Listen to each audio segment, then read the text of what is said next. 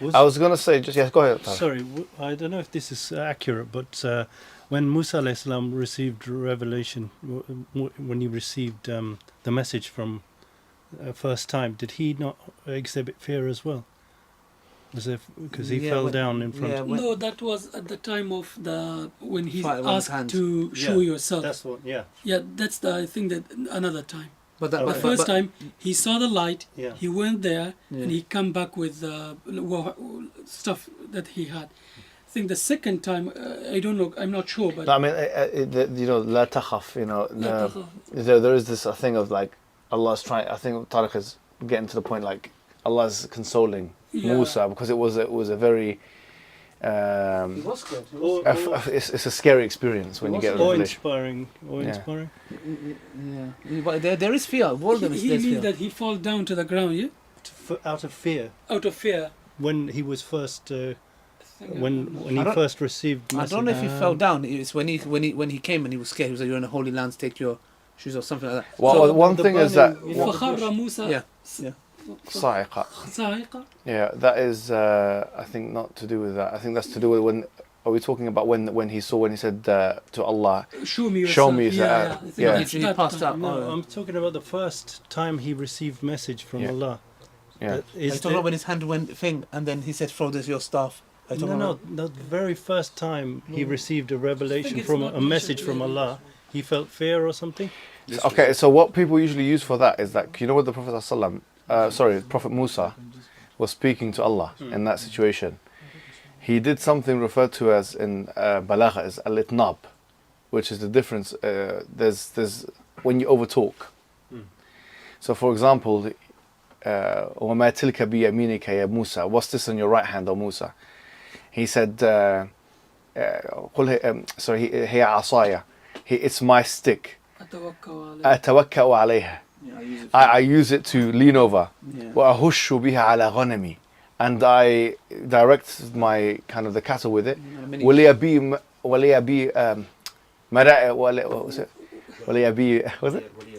ولي فيها مرائب أخرى. مآرب أخرى. And I have other uses for it.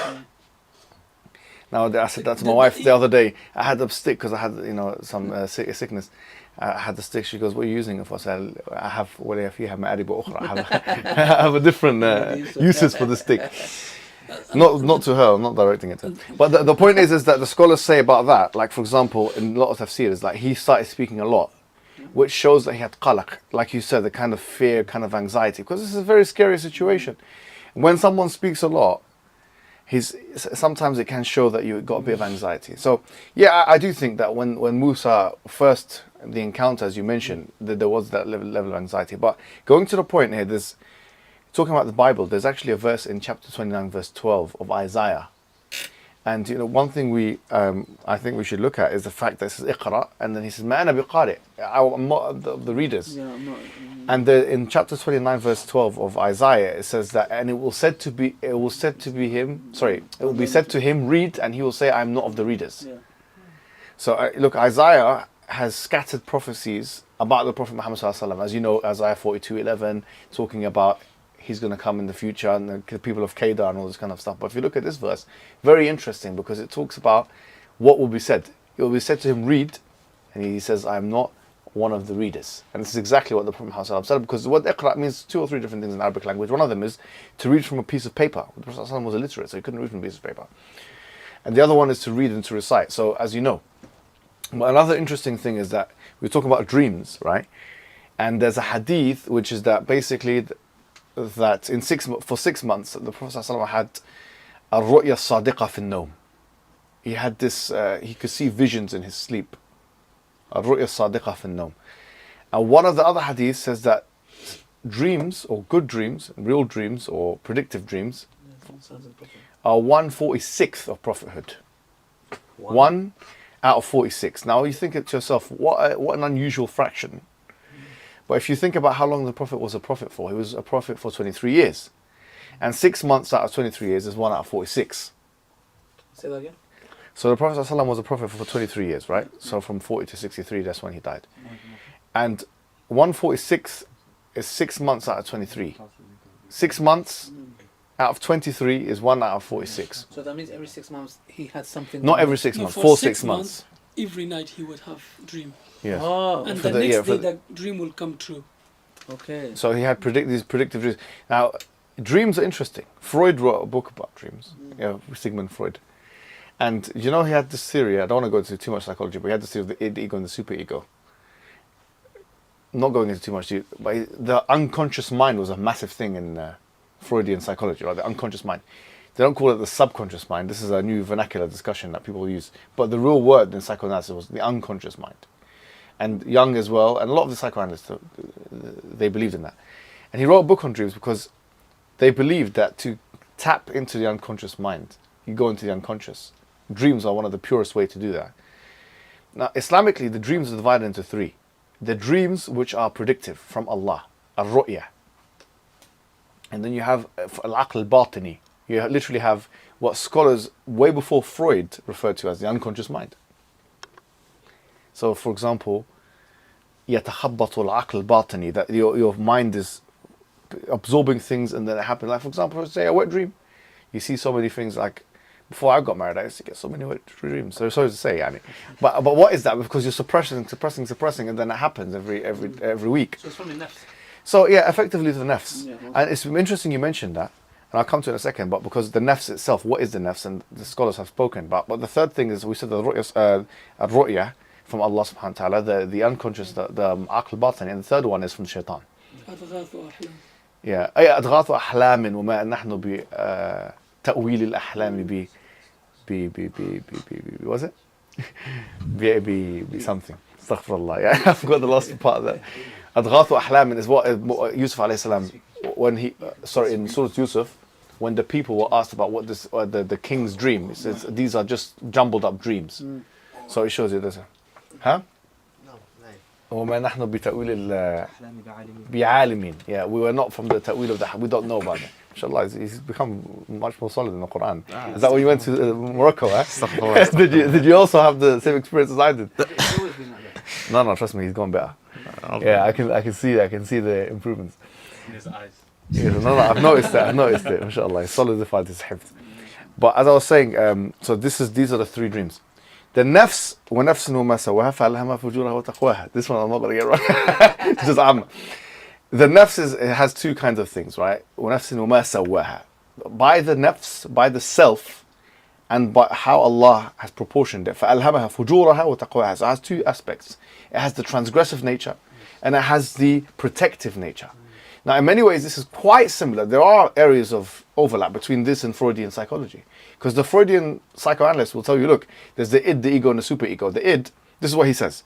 When the human being is born, he's animalistic. He acts on his base desires. He's visceral. Yeah? And then after that, his parents, the primary socializers, they give him rules and regulations. This is the ego. The ego in this trichotomy is, or this tripartite distinction, the ego is the rules. And then you have the superego, which interplays or which kind of decides when the id is going to be operational, when the ego is going to be operational. In many ways, Islam agrees with that sentiment, not exactly that taxonomy, which is that the human being is composed of effectively a visceral side, a transgressive side, and also a protective side. Now, it's interesting that Freud wrote a book called Civilization and Its Discontents. His solution was, look, just express yourself effectively. Islamic solution is not actually protect yourself and know when suppression is appropriate and know when expression is appropriate. So, for example, Allah says in the Quran, وَالْكَاظِمِينَ الْغَيْظِ وَالْعَافِينَ عَنِ النَّاسِ. The ones who suppress their anger, that's good. Because in terms of the visceral animalistic side, you've got 2 things, which you've got the animal, you've got the sexual and aggressive urges. These are those 2 things that I usually mention. So what I'm saying is, there's a lot of interplay here, but the point is, in the beginning of, and this was a tangent, I have to say, but in the beginning of the revelation, the fact that the Prophet ﷺ was getting consistent, coherent dreams on a daily basis, effectively, for 6 months, once again, it goes to the point of coherence, and hallucinations are not coherent, let alone story-like. Like we said before, I don't know if you remember the analogy, like a Netflix series, like where it links together. Hallucinations don't work in that way. You don't take a magic mushroom and have one dream, and then two days later take another magic mushroom, and it's just like last time on such and such hallucinations, this happened, and then it's a story like, and it's coherent. It doesn't work like the hallucinations don't work like that. Now let's go to the second. Is there anything else anyone wants to mention about that? Okay. The angel hugged him and squeezing. told him to read them. Yeah. Yeah. Do you want to mention anything about that? I mean, the only thing we can say is that it's clear that he doesn't know how to read. Yeah. That's what we can say. Now the verses اقرأ باسم ربك الذي خلق خلق الإنسان من علق اقرأ وربك الأكرم الذي علم بالقلم علم الإنسان ما لم يعلم. So let's read, and your Lord is the most generous. Sorry, read in the name of your Lord who created all that exists. He created human being from a clot. A clot is alaq, something which clings, something could be, they've translated it as conjugated blood, or I don't know how they translate it. But it could mean alaqa is something which is connective. How do we know that? Because وَقَلْبُهُ مُتَعَلِّقٌ بِالْمَسَاجِدِ. The hadith is like one of the people that will be underneath Allah's shade, and there's no shade except for his shade, is a person whose heart is connected to the masajid. The word connection here is muta'alliq, yani is connected. So allaqa means to connect something, to hang something from somewhere. The mu'allaqat, for example, the poems that they used to put on the Kaaba, they call mu'allaqat because they hanged on the Kaaba. So there's lots of things like that which indicate that connection. That word means that. So something which clings, something. It's not new scientific explanation. This is actually one of the, or a few of the meanings of the word alaq. Allah created human being from this. Read, and your Lord is the most generous. So that it's very interesting that the first name after Rabb that Allah had decided to speak about himself is the generous one. Why? Because it's very befitting, since he's being so generous of us as to give us guidance, which is the biggest gift of all. You know, الَّذِي عَلَّمَ بِالْقَلَمِ, the one who taught with the pen. And it's so powerful that Allah is mentioning the instrument here, the pen. The pen, because what separates human beings from all other animals, one of the things that separates them is the fact that they're able to codify, to write down civilizational stuff. Now, you can't say animals don't communicate with each other, but you can say no other animal writes down that communication and saves it for next generations. No other animal does that. No dolphin does that, no ant does that, no chimpanzee does that. Only human beings do that. And that's the distinguishing factor between human being and other animals being described here. Can I just ask, was there anything significant about the action of squeezing? Why was that particular thing necessary? The thing is, there's wisdoms we can kind of extrapolate from ourselves. Like, why squeezing? The thing is, when you're hallucinating, or when you think you're hallucinating, when you go through a sensory experience, it kind of reaffirms the fact that this is not a hallucination, because more of your senses are being activated. Because hallucination very rarely happens in more than one sense. Like, for example, even if you look at it, delusion, hallucination, they usually break it down. You can hear things. So there's auditory hallucination, there's visual hallucination, and there's physical hallucination. For all of it to happen together is more credence to the fact that this is not hallucination, this is an actual event. And also another thing we can add is that, for example, if today I said, you know what, brothers, be careful, you know, there's some thieves walking around. But if I just said it in that tone, you'd be like, okay, maybe he heard something. But if I come and I'm like, brothers, stop everything. I need to, and I'm like, from my emotions to imagine like I'm raising my voice, you're going to take that much more serious than me coming and saying, brothers, there's some, it gives you the seriousness of the affair. That's a good point. Maybe, sure, maybe, could be. yeah. Yeah, absolutely, why not? And so it says here, then the Prophet ﷺ went back to Khadija and says, Zammiluni, put the covers on me. Now, this whole thing is so authentic. Like, if you think about how this is being reported, it's not like heroic. This is showing vulnerability. Yeah. It's like his heart was racing. He had a physiological response. He's saying, cover me, to his wife. His wife is comforting him. He's in doubt. Yeah, and this doubt, by the way, like he wanted to know, and this is a good point, because they say, well, you're talking about hallucination. He himself thought he was. Someone who is hallucinating doesn't think that they're hallucinating, doesn't doubt it. Yeah. Speak to a schizophrenic person. They are assured that what they're seeing is correct. Yes. sometimes they can, like, to get a schizophrenic person out of schizophrenia, it takes a lot of time. But for them to be questioning something is an indication of the authenticity of the lack of hallucination rather than the affirming of it.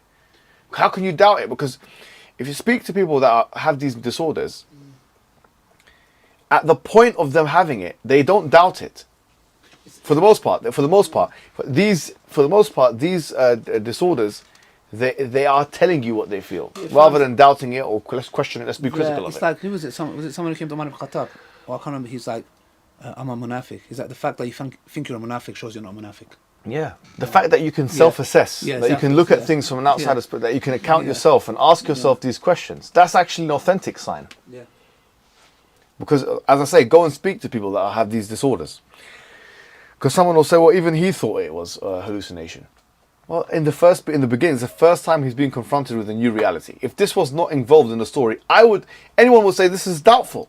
How could this new reality happen and he doesn't question it at all? Yeah, exactly. So for 40 years of his life, he didn't have anything like this. And for the first time, he's not even questioning what's happening to him on a physiological level.